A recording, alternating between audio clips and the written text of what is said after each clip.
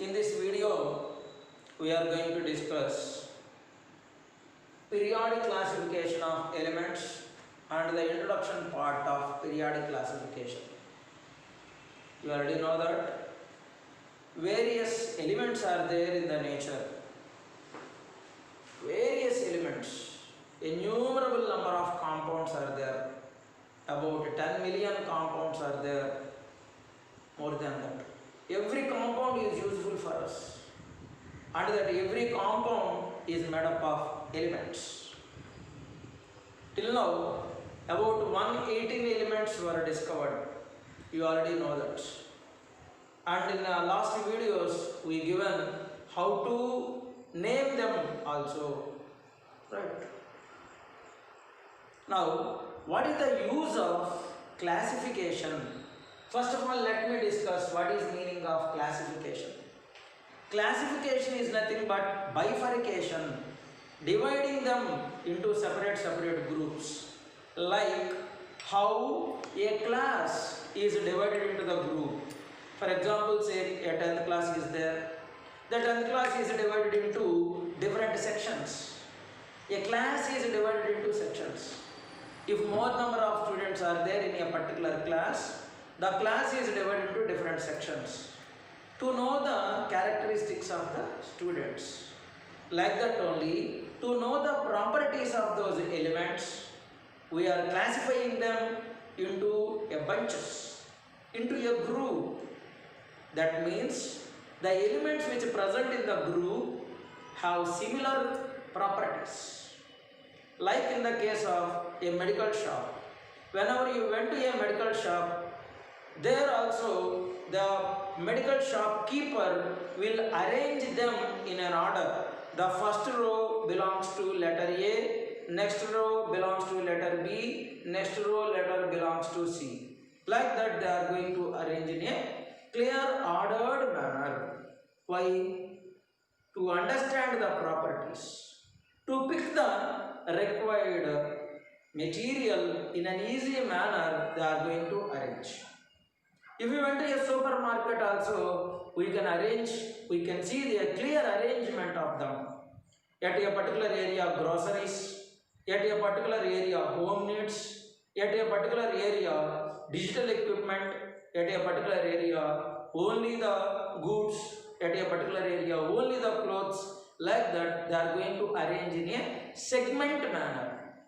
For example, you went to the clothing area, there also bifurcation is there. A small particular area belongs to only kids, a small particular area belongs to the men, particular area belongs to women, chappals, shoes, different kinds of the areas they will arrange. That is the classification of that particular area. To study those properties, we are going to use that one. So, out of these 118 elements, which are giving a innumerable number of compounds, we are unable to recognize or otherwise recollect the properties of those elements. So, there must and should be some necessity of the classification is required.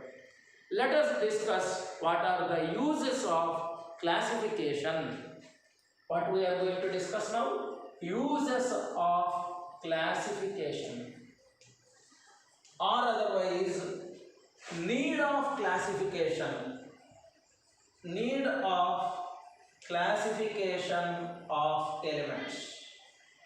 Now, what is the first use of classification of element? The first use of the classification of elements is to make the study of elements easily. That means we can easily study the properties of those elements. For example, if you consider the group elements like fluorine, chlorine, bromine, iodine, astatine, those are all called halogens. They have similar properties. Means if you study the properties of the fluorine, then automatically you can study the properties of the chlorine. Of course, there are some difficulties are there, but more number of the similarities are there. What does it mean? It makes to study the elements easily. For example, one more example I am giving. Helium, neon, argon, krypton, xenon, radon. These we are calling as inert gases. They all belong to the same group. Means if you know the properties of those group, then automatically you can study the properties of those elements easily. Now come to the second significance of periodic classification is we can study the physical and chemical properties of the elements in a simple manner and in an organized manner. Study the physical and chemical properties of the elements in an simple and organized manner. I already given, if you see oxygen, sulfur, selenium, tellurium, livermorium, these all belongs to oxygen family. They are always gases. For example, say if you consider lithium, sodium, potassium, rubidium, cesium, francium, these are all called metals, are also called first group elements or otherwise alkali metals. See, whenever you consider lithium is a metal, then automatically we can say sodium is also a metal. This means easily, simply we can study the properties, that will be physical and chemical properties of those elements. Now come to the third one. It helps in discovering the new elements. We can discover from that basic properties. For example, if you consider the livermorium, which belongs to oxygen family, recently it was discovered livermorium. How? Why? Because the properties of the livermorium as similar to the properties of the oxygen family. So for that we kept the livermorium in oxygen family. We already know that gallium resembles like the properties of aluminum. That only we are calling as aluminium. This means properties of the aluminum and the properties of the gallium are similar. Like that we can discover new kinds of the elements. And when compared to the fourth one, we can identify the type of compounds. Type of compounds formed by different elements. For example, if we consider the nitrogen family, the nitrogen family always ready to gain 3 electrons and then they are ready to form new type of bonds. Means all those elements are ready to gain 3 electrons, means their valency is 3. If you consider the alkali metals, their valency is 1. Alkali earth metals, group 2 elements, their valency is 2. Boron family valency is 3. What does it mean? The valency of that group is similar. That means their compounds are also similar. Right. Come to the next point. If we keep the elements that are alike in one group, we can put those elements in a group which have similar physical and chemical properties. The last point, it makes our selection is easy. It makes our selection is easy. Means what type of compounds is required, what type of compounds we should produce, that can be easily studied by the significance of periodic classification. Let us study the brief history of the periodic classification now. Let us see. In 1961 AD, Robert Boyle, in 1961, at that time we know only 13 elements are known at that time.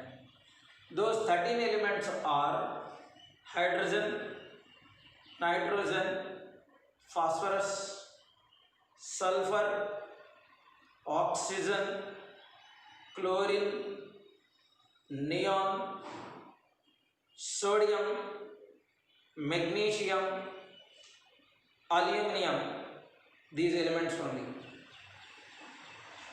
That means only few elements are known at the time of 1961. Robert Boyle is called father of elements. Why he called father of elements? Why? Because he given the definition of elements. Now what is the definition? Let us recall simply what is the definition. Element is any substance which cannot be broken into the simplest further materials. which cannot be broken into the simplest and further compositions. Means that is the finest combination, that is the last combination of all those. Oxygen element, nitrogen element, sulfur element, like that. Now, as some of the days are passed, around after 100 years, see here 13 elements and it becomes 24 elements. Means in a span of approximately more than 100 years, just only around 11 elements were discovered. Just only 11 elements were discovered. Why? Because techniques are not there in those days. What are the techniques? Are those in those days they discovered? Of course, 11 elements are greater. Now, by the end of 1865, 1974 and 1865, the duration is approximately about 90 years. Here within a span of 100 years, only 11 elements were discovered, but within a span of about 90 to 90 years, around 63 elements were discovered. By 1940, see here totally 117 elements, 107 elements are there here. Out of 107 elements, 90 elements are from the natural sources and 17 elements are synthetic. This means techniques were developed by 1940s, mainly Raman spectroscopic methods and NMR spectroscopy, nucleomagnetic resonance spectroscopic methods was developed. Because of these two techniques, Raman spectroscopic method and NMR spectroscopic method, there is a possibility to develop or to study the properties of various elements. Meanwhile, we already know Niels Bohr, Max Planck, Schrödinger, Heisenberg, various such kind of the people. Mainly, great discoveries was done by Curie people, Madam Curie and Pierre Curie. We should give a great honor to Rutherford also, and Henry Becquerel, Friedrich, various such kind of the people and various such kind of the scientists given new kinds of the elements. The greatest achievement is the discovery of uranium, polonium, radium. Why? Because after their discovery, the world is changed. Because they discovered the radioactive materials. From that radioactive materials, we already know the liberation of alpha, beta, gamma radiations. These alpha, beta, gamma radiations are used to cure cancer cells, to cure different kinds of the diseases. So, tremendous changes are occurred in the regions of 1940s. We can say this region, this era is nothing but a new era of chemistry. Now, come to 2014. At the end of the 2014, 115 elements were discovered. And within just a span of 4 years, 3 more elements were added to the periodic table. Now, finally, we are going to learn totally around 118 elements are there. Though 118 elements are there, maximum number of elements are natural elements. Why? Because nature is the mother for all those elements. From those elements, we are preparing some kinds of the new elements. But nature is always nature. The elements which is extracted from the nature is always powerful. We can't damage them. We can prepare new kinds of the elements from them. So there is a wide history is there while in the development of classification of the elements. In the next videos, we are going to discuss how the elements are classified and what are the basic rules which are followed by different kinds of the scientists. Thank you.